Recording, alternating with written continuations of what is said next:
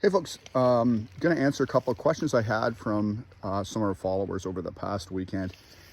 It has to do with the use of calling and rattling. I'm going to save the rattling thing for another short video, but I'll answer the one about calling, specifically grunt tubes.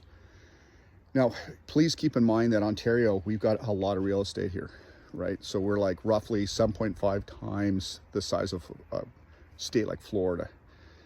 And we've got a decent deer population, but like I've said before, a lot of our areas, you're looking at density and pockets, right?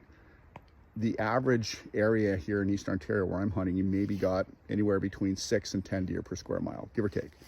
So keep that in mind. So you're looking at competitiveness among bucks and all that, bucks to doe ratios and everything. Don't want to get into that right now. I'm just going to give you my experience. I'm in my 40th year here. Bow hunting for deer in Ontario, and we saw an explosion in products in the starting in the late 80s into the 90s, and of course the 2000s, with different calling products and that kind of thing. Have I used a grunt call? Absolutely I have, especially when it's real boring and I'm not seeing a lot.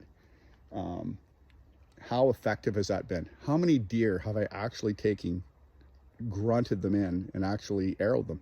3 in 40 years. I'm just going to be straight up with you. That's not to say I haven't used it very much either though, right? So you got to kind of balance these things out. So, I've spooked a lot of deer using the grunt call that I didn't want to. A couple of very dominant bucks I had. In one instance, one absolutely like crazy size whitetail who was the dominant guy in the one swamp we hunted. And, he was just out of range and he was crawling away, and I thought, oh, maybe if I give a couple of soft grunts. So I did. He snorted at me, went downwind, then he winded me, and then he took off and I didn't see him again. So one of the things you need to remember when I'll go into the sort of the type of call I've used, but let me preface that by saying, quite often when I have used a grunt call and I've had them come in, inevitably they'll come in downwind. Why? They want to scent check where the other buck is or where that noise is coming from. It's pretty common, right? So please try to remember that, right? So your wind has got to be pretty bang on. Now, I've used a grunt tube once and had an absolutely massive deer again come in and bed down behind me 60 yards away and just sit and watch the direction I was in for the better part of an hour. And when last light was coming, I thought I was going to come in now. Got up and silently snuck away. Just deer are individual creatures, right? Sometimes. Now let's get down to the 3 deer I did take. Now I will say 2 out of those 3 deer that I took came in on a line. I'm not going to beat around the bush. One of them came in when I wasn't even ready. I didn't have an arrow nocked. I got into the stand and my little grunt tube was all wet. It was an old wooden one that was handmade by a fella here in Ontario. And I cleared the arrow of it. It made a very light, little erp, just like that. And out of nowhere, I had this buck run in, and I don't know how I managed to get an arrow in the string. And I actually took that buck at maybe 10 feet. It was crazy. That buck was really ruddy. It was in the chase phase, and he just didn't like the idea of another fella looking at his ladies. And the does in behind me that day were way out of range feeding, and he just didn't like it. Came in and it worked. But that's why I preface it with so many, just keep in mind sort of things to a checklist.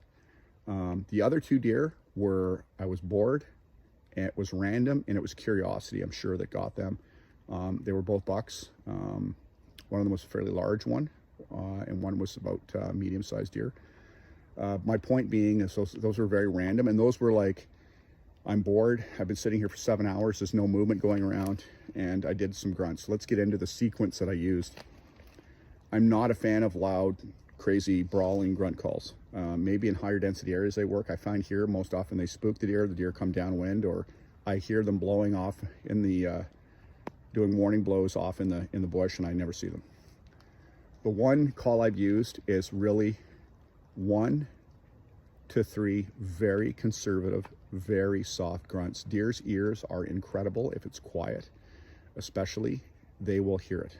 And then I shut up. If I have one coming in, I don't keep grunting. I shut up and let them come in. If they don't, they don't. If they do, they do. That's what's worked for me.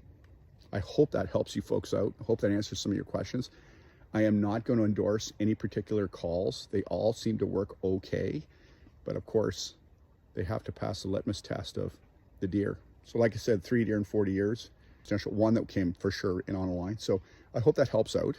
And just remember, quite often, they will go downwind and scent check first downwind to make sure it's all clear. Especially younger bucks. If no one of the big boys is in the area, they'll do that for sure, for certain.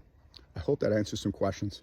Not endorsing any particular product, just my own experiences, and I'd love to hear yours with grunt tubes particularly, and I'll do another one on rattling. All right, best luck to y'all. Cheers.